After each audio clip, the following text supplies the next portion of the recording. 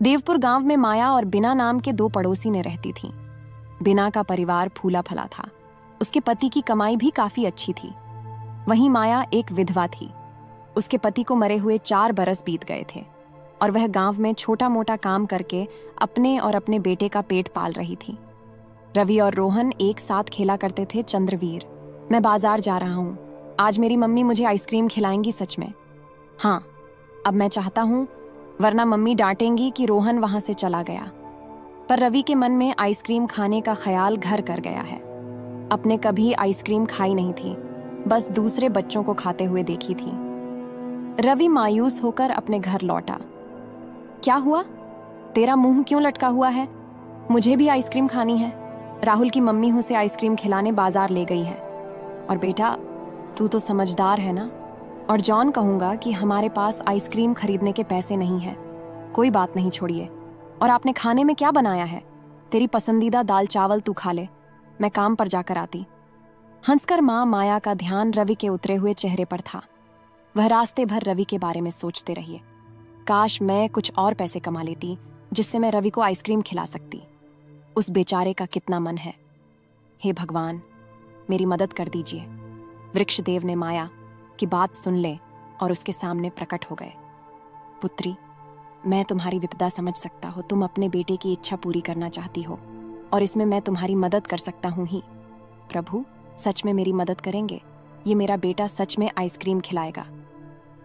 जी हाँ, यह लोग वृक्षदेव ने माया को कुछ बीज दे दिए। इन्हें अपने आंगन में पौधों, अगले दिन इसमें से जो पौधे आएंगे उन्हें आइसक्रीम तंगी होगी। आइसक्रीम के पौधे। हाँ, माया ने वृक्षदेव का आशीर्वाद लिया। वह जादुई बीज लेकर अपने के घर के बाहर आंगन में एक छोटा सा खेत था। माया ने सारे बीज इसी छोटे से खेत में बो दिए। हाँ, ये क्या कर रही हो? मैं स्किन की पौधों की भीड़ हो रही हूँ। आइसक्रीम के पौधे। हम एटा पुरुष प्रेम ने खूब मुझे ये जंगली बेर, ये क्रीम होंगे कि सच में? हाँ, वाह, फिर तो हम आइसक्रीम खा भी सकते हैं और ब्रिज भी सकते हैं। इस बारे में तो मैंने सोचा ही नहीं। अगर हम ढेर सारी आइसक्रीम खाकर, वैसे तो हमें बहुत सारे पैसे मिलेंगे और मुझे गांव में काम करने की भी जरूरत नहीं। हाँ, ये हम तो बहुत पैसे वाले हो जाएंगे। नहीं, कोई अब इन बीजों में पानी डाल दो जी। आज आप काम पर नहीं जा रही? नहीं बेटा, कर हमारे खुद की आइसक्रीम के खेत होंगे तो मैं भला दूसरों के यहाँ काम करने की बजाय कुंठित हो गई है। माया ने सोच रखा था कि अगले दिन आइसक्रीम होगी। वह उन आइसक्रीम को बेचकर बहुत सारे पैसे कमाएगी। इसी विचार से वह अपने काम पर भी नहीं गई। उसके मन में पैसों का लालच आ गया था। रात में उसे नींद भी नहीं आ रही थी। वह सोच में डूबी। ठीक है, आइसक्रीम बेचकर वह कितने पैसे कमाएगी? कि मुझे आइसक्रीम कितने में बेचनी चाहिए?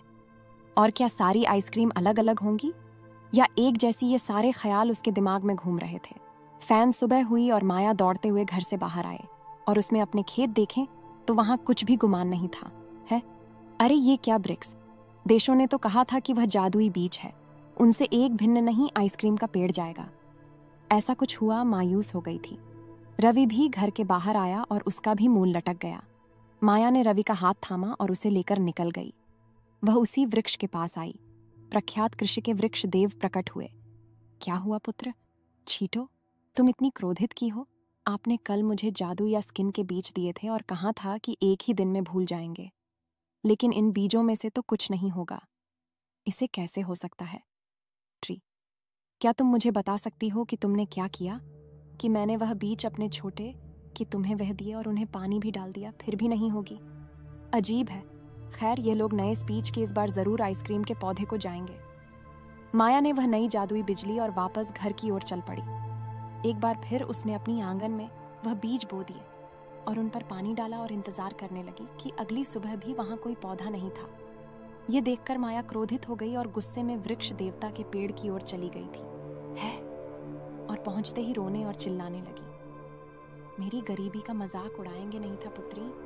मैंने तुम्हारे साथ कोई मजाक नहीं किया। मैंने तुम्हारी मदद करने के लिए तुम्हें वह जादुई बेच दिए थे, क्योंकि तुम अपने बेटे को आइसक्रीम रहना चाहती थी कि नहीं हुई। मेल्ट होकर मैंने कितने सारे सपने देखे थे कि उन तक है। इस क्रीम के पौधे उगे, आइसक्रीम मैच कहना है, पैसे कमाऊंगी और हमें बन जाएंगे। मुझे लोगों के घर में काम करने की भी जरूरत नहीं पड़ेगी। यही तुमसे गलती हुई। या पुत्री, क्या मतलब है? मतलब यह है कि मैंने तुम्हें वह बीज तुम्हारी बेटी की इच्छा पूरी करने के लिए दिए थे, पर तुम्हारे मन में लालच पनप गया। तुम आइसक्रीम बेचकर पैसे कमाने के लिए सोचने लगे।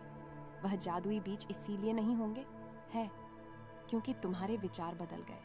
अगर तुम उसे अपने बेटे की इच्छा के लिए उदधी तो आज कोण में आइसक्रीम जरूर होती। माया को अपनी गलती समझ आ गई। देव ने एक बार फिर उसे जादुई बीज दिए। इस बार बस अपने बेटे की इच्छा पूरी करने का संकल्प लेना, लालच से दूर रहना। पुत्री माया वह बीज लेकर घर लौटी। उसने बीज बो दिए, पर आज उसके दिमाग में कोई भी लालच नहीं था। वह बस अपने बेटे को आइसक्रीम खाते देखना चाहती थी, क्योंकि अगली सुबह रवि घर के बाहर गया तो वह नजारा देखकर हैरान हो गया। वह माँ आइसक्रीम और गई। माया भी उत्सुक होकर घर से बाहर आई और उसने देखा कि एक नहीं कई सारे पौधों पर आइसक्रीम थी और कई गरीब बच्चे उन पौधों को देखकर लाल टपका रहे थे। अभी बच्चों, तुम लोग आइसक्रीम तोड़ सकते हो। गरीब बच्चों ने और रवि ने आइसक्रीम तोड़ लें और खाने लगे। सभी के चेहरे पर संतुष्टि देखकर माया को अपनी गलती समझ आ गई।